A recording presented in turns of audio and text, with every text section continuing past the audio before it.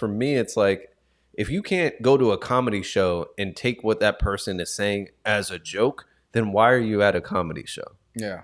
Dude, Like you at know how all? many Like bald jokes I've heard at comedy shows? Like, it is what it is.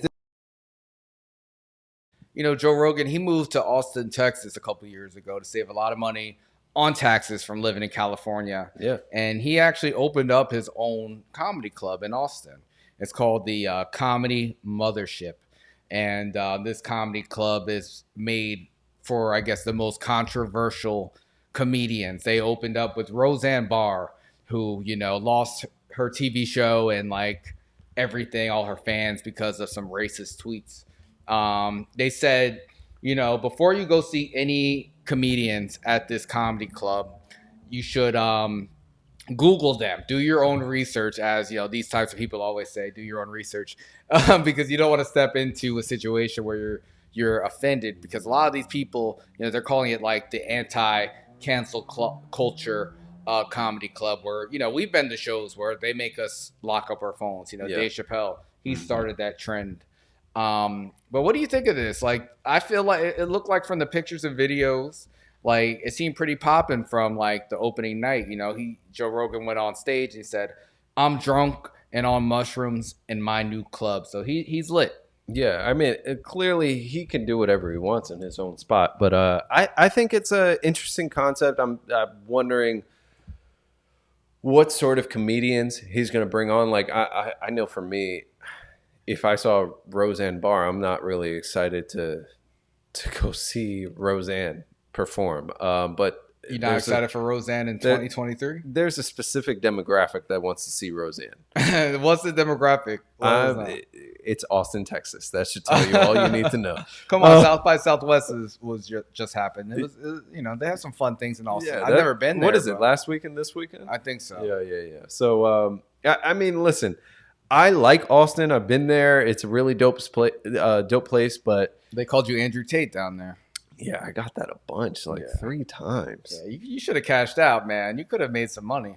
What money am I gonna make? Am I like asking for donations? Like it's fucking YouTube now, where you can give donations? Yes, give us donations while you're listening. Yes, donations. Don't forget to subscribe, and follow us everywhere. But yeah, man, I can't wait to be able to get donations. But yeah, they said they were charging $40 and they sold out on the first night. They say $40 is a bargain. That's like, if you want to see Roseanne for $40, that's great. It's a great deal. But I'm not.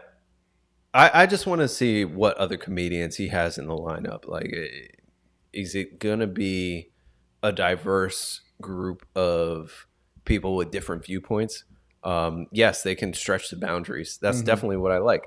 In comedy, I enjoy that, because for me, it's like, if you can't go to a comedy show and take what that person is saying as a joke, then why are you at a comedy show? Yeah. There's going to be things that might possibly target your group. Have you ever been upset going to a comedy show? Dude, you know how many bald jokes I've heard at comedy shows? Like, it is what it is. There's been light skin jokes. There's been, oh, you have a big nose joke. Like, there's different things that have applied to me directly. Like, it doesn't just have to be some joke that targets the LGBTQIA plus community. Like, it doesn't just have to be that. It doesn't just have to be, a race sort of joke or comedy line. It can be so many different things. Yeah, it says the comedians did not stray away from taboo topics, making jokes about the LGBTQ plus community and anti-Semitism, which the audience members found unapologetically hilarious. Roseanne said, after 30 years of fighting ABC to have black writers and black characters on my show, and then having the same fucking libtards turn around and call me a racist, really pissed me off. So she's like, I have black friends. It's okay for me to be racist. I mean, listen, there's a population that likes Roseanne. I haven't even heard her name in like years at this point.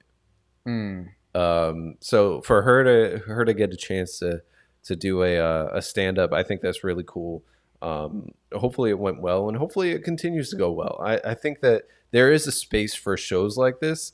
We'll see if it's really as uncancelable as or anti-cancel as they say, but Yeah. it's Texas. Yeah, we'll see. Also at the end of this article, Joe Rogan says his dream podcast guest is Hunter Biden, and like I said that first, Joe. Like I want to interview Hunter Biden. You did say that before first. you, so hands off. I think who would be your aside from Hunter Biden, who else would be a person that you would love to have on No Chill Live? On No Chill Live, Hunter Biden, and then I think it would be O.J. Simpson, and then it would be Bill Cosby. That's my list, Jeez. my big three. What about you? Who would you have? You begging to get canceled. I want Antonio Brown, honestly. I feel like Okay. Antonio is probably really, really funny. I like Kanye, but I feel like he would take over too much of the 2 hours. Like he would just dominate, and like it would be too much for us. But I really like the idea of hearing Antonio talk about some things. What about Jake Paul? Like, you challenged him to a fight a couple of years ago. Would you want to have him on? I think Jake is full of shit. And listen, we can talk a little bit about how full of shit he is right now. Why? Jake Paul had a fight. He finally fought Tommy Fury. Yeah. Took his first L. He did. Finally. Yeah. Finally. I was happy about that. It's like, geez, this I guy know. was looking invincible for way too long fighting these freaking UFC fighters. Yeah. I mean, it started with Bums. Nate Robinson, which, I knew that was a setup Yeah. from jump, We but did. I didn't think he'd beat all those UFC people. Honestly, especially Woodley, like, he was a longtime champion, but he's more of a wrestler and older, I will never believe that Woodley will win a fight again.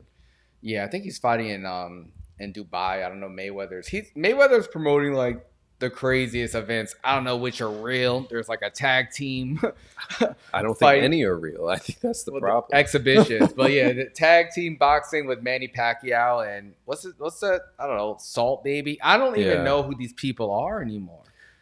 But you know who Floyd does know. Floyd knows who Jake Paul is because That's Jake right. Paul took his hat off and actually got lumped up. Yeah. What was that, like last year? Yeah.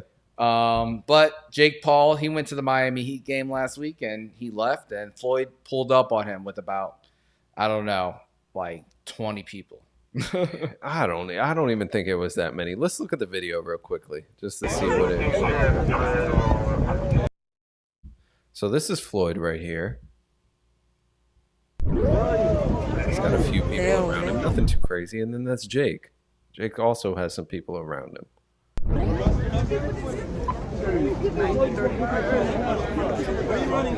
Jake is just walking away. Jake is making a run for it. Oh, he's running. He's like actually running. Yo, Floyd, he's scared. Floyd, he's scared. Yeah. Floyd, he's scared. Floyd is just walking casually. He's scared. Leaving the Miami Heat game, and Floyd. Yeah. Would so- you be scared? Like, would you be scared if Floyd Mayweather pulled up on you with 30 goons? But he didn't have 30. That's Jake Paul lying. That's How why many I say. people did you see in the video? It looked like there was a. I've seen Floyd Mayweather walk around. Half of the group was with Jake, though. Really, That's it what looked I'm like he saying. had the one bodyguard who Floyd was like, "Who are you? Who are you?" The guy's just trying to like To me, manage the situation, but it didn't look like he was. Rolling it definitely deep. looked like it was maybe like 7 to 3 or 4. But Okay. it didn't look like, oh, there's mad people. There were people coming out of the arena.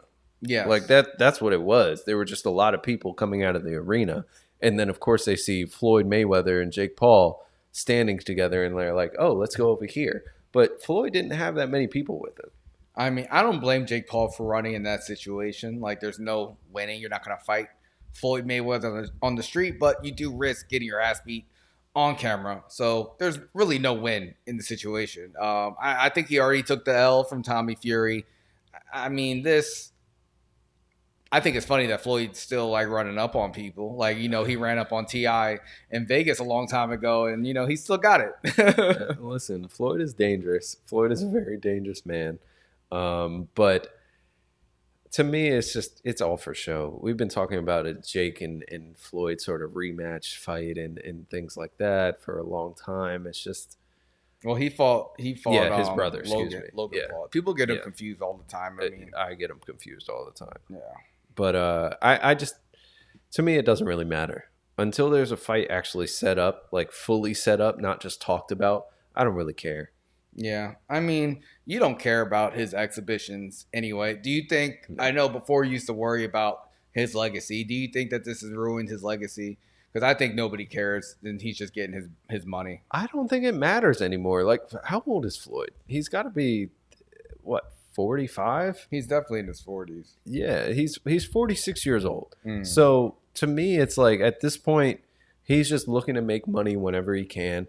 He's been out of the spotlight for the most part. He does some exhibitions here and there around the world, but I think he's just living his life as a retired person. I don't think we'll ever really see him back in the ring as a full-blown professional boxer fighting another professional boxer again. Yeah, I don't think so. unless it's like a rematch with Conor McGregor, which I would understand because it's not as big of a risk, and he's a giant name, and Yeah. you know he's like, okay, that's the last big bag he made, and I think they'd be down. Even Conor though, he's been out for what, a couple years now. He's coming back now. He's all roided up now. He's like 200 pounds. He actually pulled himself out of the USADA testing pool in the UFC. I didn't know you could do that, but he makes his own rules.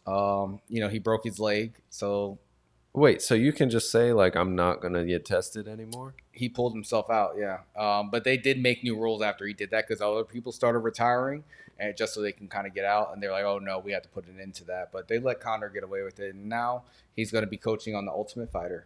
Wow. He's going to fight Michael Chandler, which I'm looking forward to. I don't know what weight they're going to be fighting at because he's huge right now. He don't even look the same. No, his whole facial structure changed. Like he's got those super fat cheeks and stuff now. Like yeah, not great. That is not just protein and creatine. Yeah. Yeah, shout out to them. Subscribe on YouTube, subscribe on Spotify, follow on Instagram, Of course. Twitter, TikTok, All the apps. We're everywhere. We are everywhere.